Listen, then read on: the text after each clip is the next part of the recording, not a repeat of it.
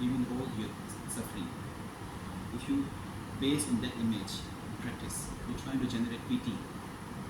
You cannot free that animal from suffering, but you wish to him or that animal free from suffering, something like that. The mind is coming in your mind, like pitiness is coming in your mind, right?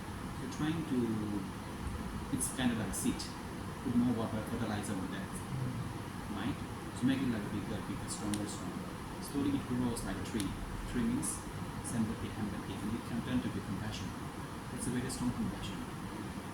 Then whatever you face in your life, you can challenge. Because when you reach some level, whether it's difficulty or whether it's like a good thing, you feel it's teaching something to you. You never face it as a problem. You never feel it as a difficulties.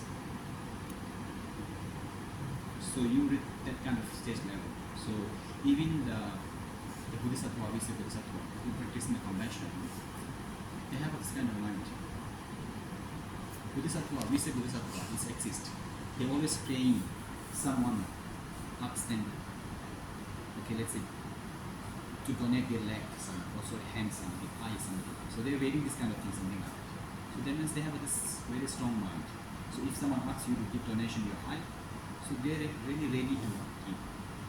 So that means their mind is at much high level of compassion. So in their day-to-day life, whatever they see, for them, when they look at the situation, if they can help, they can help. No, they just accept it as a teaching, not as a problem or not as a suffering. When they look at the situation, they always look as a teaching. So for us, when you look at the situation, something happened to us, we say, oh, this is suffering, right? It will change totally your perception. Because normally when there is suffering, it's all our perception. It will automatically change your perception. You face something difficulty.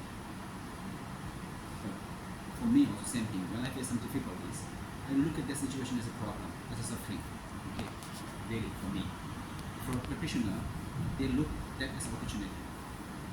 For them, this is really golden opportunity for practice. Buddha's teaching, first Buddha's teaching Four Noble Truth. First one is suffering. Based on suffering, you can practice. Without suffering, it's difficult for practice. Same thing for you. When you say the anxiety, it's really good for you. If you look at another side, it's really good for you to practice, because that anxiety brings you to the spirituality. I don't know if it's suitable for you to use spiritual, but it brings you to practice something, to train your mind. Okay, let's say to train your mind, because you have something in your life, so like suffering or whatever, anxiety. So it brings you to the practice. So it brings you to search why that anxiety coming in my mind, why I'm suffering. So it brings you inwardly. So that brings you, that helps you. So another level, if you think good way, this is very good opportunity for you to practice, to look inside you. Maybe because of that anxiety, it will bring you to know you who you are really. So you can practice like very high level mindfulness. When you reach the high level mindfulness, no need to say you're a very happy person. That means that anxiety will help you. So you can think that that anxiety is really good for you to practice mindfulness, compassion, whatever.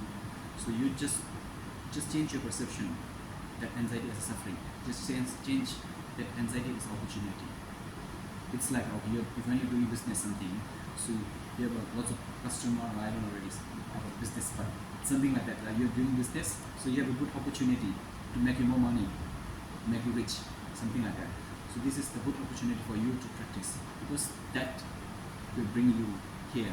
That will bring you, because of that anxiety, you ask question to me that, right? So that means because of that anxiety, rise that question.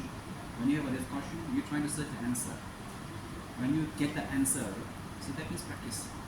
That means you reach some level of that practice. So automatically that will bring you happiness.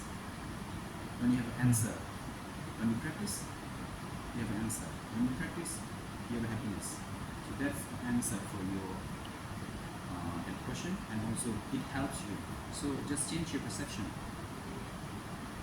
I don't know really I answer your question or not. It's very deep, but I hope